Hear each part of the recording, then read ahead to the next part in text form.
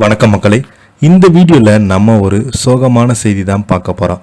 யார் அந்த ராமசாமி மெய்யப்பன்? ஜனனியை மண்டியிட வைத்து குணசேகரன் எதிர்நீச்சல் தொடர்கிறது. எதிர்நீச்சல் சீரியலில் நேற்று எபிசோடில் ராமேஸ்வரத்திலிருந்து சக்தி நீண்ட நேரமாகி வராதால ஜனனி கவலையில் இருக்கிறாங்க. பின்பு ஜனனியின் ஃபோனுக்கு சக்தி தலைகளாக தொங்கவிடப்பட்டிருக்கும் வீடியோ வருகிறது. இதை பார்த்த ஜனனி கதறி அழுகிறாங்க. இதற்கெல்லாம் காரணம் குணசேகரன் தான் என்று கோபத்தோடு வரும் ஜனனி குணசேகரன் சட்டையை பிடித்து என் சக்தி எங்க, சக்திக்கு என்ன ஆச்சுன்னு கதறி அழுகிறாங்க. அப்போது விசாலட்சுமி சக்திக்கு என்ன ஆச்சு என்று கேட்க நந்தினி அந்த வீடியோ காட்ட விசாலட்சுமி கதறி அழுகிறாங்க.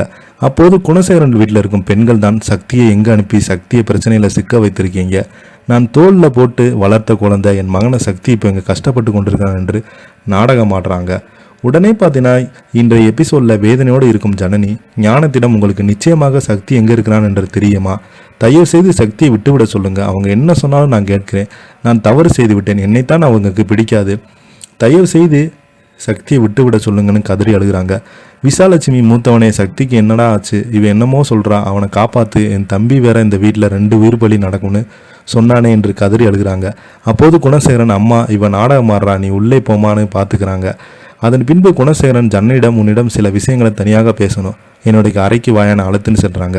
நான் சக்தியை கடத்தி வைத்திருக்கேன் என்று நீ நினைக்கிறையா கேட்க ஜனனி ஆம் தலையை அசைக்கிறாங்க. அப்படி நான் சக்தியை கடத்தி வைத்திருந்தா எதற்கு கடத்தி வைக்கணும் என்பது உனக்கு நல்லா தெரியுமா, உன்னிடம் இருக்கும் அனைத்து ஆதாரத்தையும் என்னிடம் கொடுத்து விடு, நான் சக்தியை விட்டு விடுறேன்னு சொல்கிறாங்க.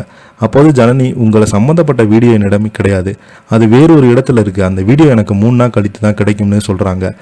உடனே குணசேகரன் எனக்கு சம்மந்தப்பட்ட ஆதாரம் என்ன இருக்கோ அது அத்தனையுமே இன்னும் 3 நாளில் என் கைக்கு வரணும், அதை என் கைக்கு கொடுத்து விட்டு இந்த வீட்டிலேருந்து சத்தம் போடாமல் வெளியே போயிடணும், அது வரைக்கும் இந்த விஷயம் வீட்டில் யாருக்கும் தெரியக்கூடாது சொல்கிறாங்க. அனைத்துமே ஜனனி சரியான தலையை ஆட்டி விடுறாங்க. வெளியில் செல்லும்போது நில்லை இன்னும் நான் சக்தியை கடத்தி வச்சிருப்பேன்னு நினைக்கிறியா என்று சொல்லிட்டு ஃபோன் எடுத்து ஒருவருக்கு ஃபோன் செய்து என்னப்பா ராமசாமி மெய்யப்பா, சக்தி எப்படி இருக்கா, அந்த வீடியோவை ஜனனிக்கு அனுப்பிட்டியா என்று கேட்காங்க.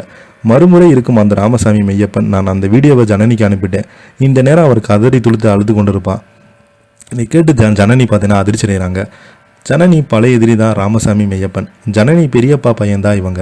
தர்ஷினியை திருமணம் செய்ய இருந்திருக்காங்க. திருமணம் நடக்கும் நேரத்தில் அவங்க அவமானப்படுத்தி அனுப்பினாங்க ஜனனி. அதற்கு சக்தி உடந்தையாக இருந்தார். அந்த பழைய பகையை மனதில் வைத்துக்கிந்தா குணசேகரன் இப்படி ஒரு திட்டத்தை போட்டிருக்கிறாரு. இதை பற்றி நீங்கள் என்ன கீழே உள்ள கமெண்ட் பாக்ஸில் மறக்காமல் பதிவிடுங்க. இந்த வீடியோ உங்களுக்கு பிடிச்சிருந்தால் லைக் பண்ணுங்கள், ஷேர் பண்ணுங்கள். நன்றி, வணக்கம்.